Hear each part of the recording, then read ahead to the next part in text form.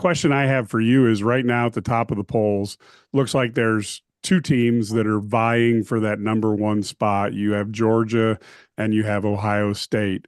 We hear from Ohio State former coaches such as Urban Meyer and Jim Tressel that they've never seen that much talent on a single team. Each one of those guys, of course, is the national title winner. What are your thoughts when you look at trying to rank Georgia versus Ohio State versus Georgia? Yeah, I have Ohio State at one.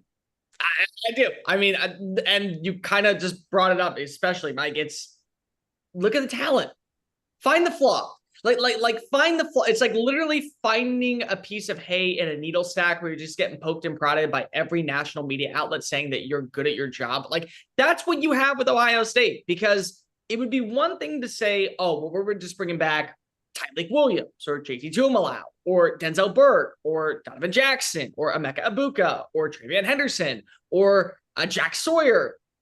They're all back. Like every single one of them said, no, this is not the way that we play football in Columbus, Ohio. This is not Buckeye brand. We're going to be back.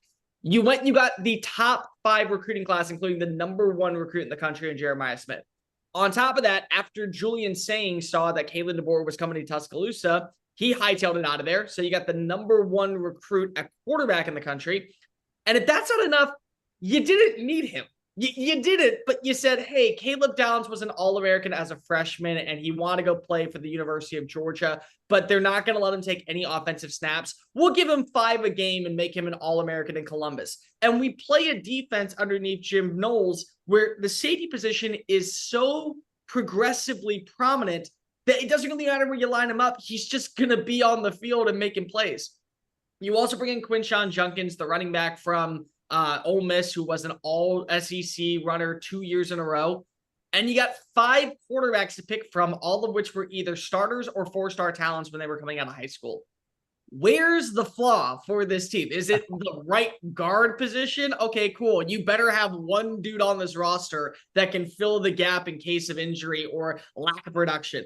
Where's the flaw with the schedule? You don't draw anyone outside of Oregon and Michigan. It's a very clear pathway to the postseason.